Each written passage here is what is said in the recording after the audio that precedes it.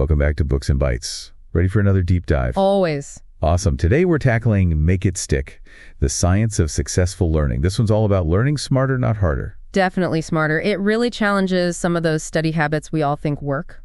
Right, like I used to spend hours just rereading and highlighting. I know exactly what you mean. But this book, Make It Stick, it kind of throws that out the window. Really? Yeah, it says that just because something feels familiar doesn't mean you've really got it. Huh.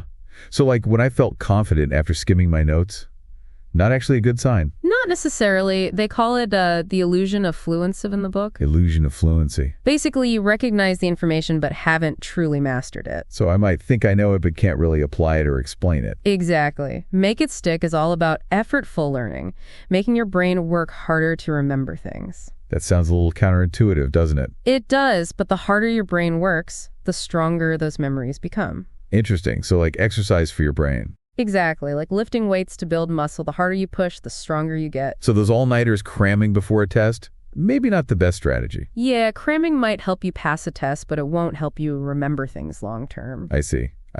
So what does this book suggest instead? What are the secrets to making learning actually stick? Well, it talks about a bunch of different strategies and techniques. Okay, I'm all ears. One of the big ones is retrieval practice, basically testing yourself instead of just passively reviewing. Like putting away my notes and trying to remember everything. Exactly. Use flashcards, explain concepts to someone else, even anything that makes you actively recall the information. So ditch the highlighter and grab some flashcards. Pretty much. Might feel tougher at first, but it forces your brain to work, and that's what makes it stick. This is blowing my mind. I've been studying all wrong. Well, a lot of us have. Another powerful technique is spaced repetition. Spaced repetition? You know how you quickly forget something you just learned if you don't use it? Oh, tell me about it. It's like my brain just hits delete. Spaced repetition helps combat that. Instead of cramming all at once, you spread your study out over time. So review the material a little bit each day, leading up to a test, for example. Yeah, start with shorter intervals, then gradually increase the time between reviews. Okay, I could see how that would make sense. Keeps the information fresh in your mind. Right, it's like planting seeds. Give them space and time to grow strong roots. Love that analogy. So we've got retrieval practice and spaced repetition. What other tricks does this book have up its sleeve? Oh, there are plenty more. And they're all about engaging your brain more actively in the learning process. Okay, I am so ready to ditch my old study habits. Tell me everything. Okay, so spill the beans. What other learning hack does Make It Stick recommend? Well, have you ever heard of interleaving? Interleaving. Not ringing a bell. Think of it as cross-training for your brain. Okay, I'm intrigued. What's that supposed to mean? So instead of just focusing on one subject for hours on end, try switching between different topics during your study session. So if I'm studying for a history test and a math test, I should like go back and forth between the two. Instead of doing all the history stuff first, then all the math? You got it. Huh. I never would have thought of that. Why does that work? It forces your brain to work harder to pull up the right information.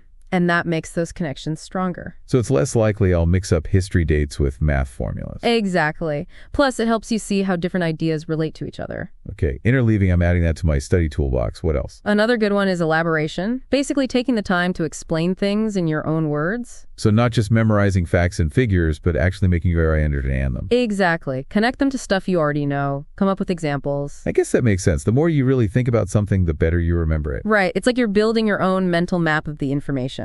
This all makes so much sense, but I have a confession. I'm terrible at coming up with ideas on my own. Like when I'm faced with a problem, I just blank.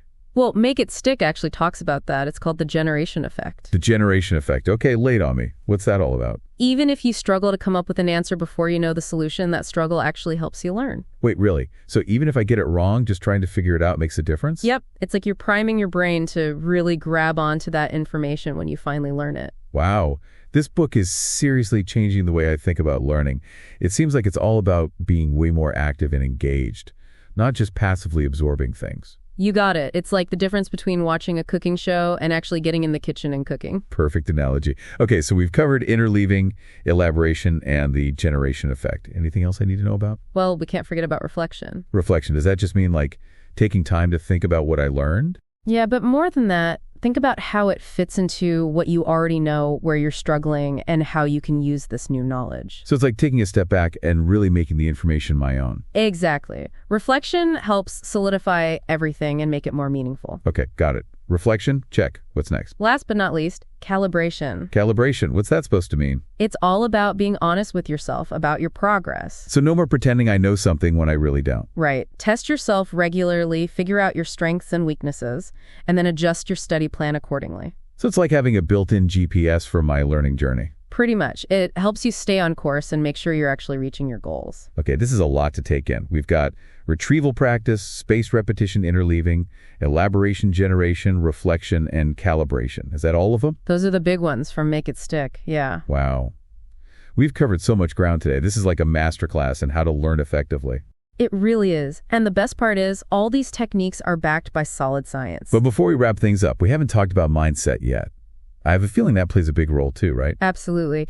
Make It Stick makes a strong case for the importance of believing in your ability to learn. So like, if I think I'm just bad at math, I'm less likely to push through when it gets tough. That's right. But if you believe you can improve, if you have a growth mindset, you're more likely to see those challenges as opportunities. So it's not about being born smart, but about believing that I can get smarter. Exactly. It's that belief that gives you the power to tackle those desirable difficulties we talked about. This is so empowering. It means we all have the potential to keep learning and growing throughout our lives. Exactly. And Make It Stick encourages us to take ownership of that journey. I'm feeling so inspired right now. This book is seriously making me rethink everything I thought I knew about learning. It's definitely a game changer. It gives us a whole new framework for approaching any learning challenge. So we've talked about all these amazing techniques, retrieval practice, spaced repetition, interleaving, you name it, and we've covered how important mindset is. But like, how does all this actually work in real life? That's one of the coolest things about Make It Stick. They give all these examples of how people are using this stuff in all kinds of fields. Okay, so like what? Give me some examples. Well, they talk about this history teacher who uses retrieval practice in her classroom. Like, instead of just lecturing, she'll ask students to remember stuff from previous lessons. So they have to actively recall the information instead of just passively listening. Exactly. It forces them to really engage with the material. Makes sense. And they learn more that way, right? Way more. Plus, they start to make connections, see where they're confused. Okay, that's pretty cool.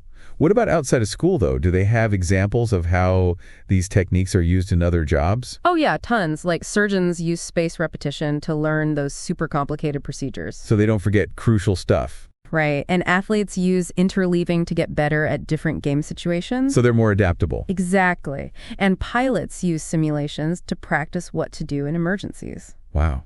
So this stuff really can be applied anywhere. Pretty much. The principles behind it all come down to how our brains learn best. This is so amazing. It means we can all become better learners no matter what we're trying to learn. Exactly. And it's not about being some kind of genius or anything. It's about using the right tools and having the right mindset. So like small changes, consistency, patience. Exactly. Well, this deep dive has been incredible. We've busted some learning myths, learned about all these evidence-based techniques, and now I feel like I can actually make my learning stick. That's the goal. So if you're listening and you're ready to supercharge your learning journey, definitely check out Make It Stick, The Science of Successful Learning. We've got a link in the episode description. It's a must-read for anyone who wants to learn more effectively. And don't forget to subscribe to Books and Bites for more deep dives into fascinating books. Thanks for joining us.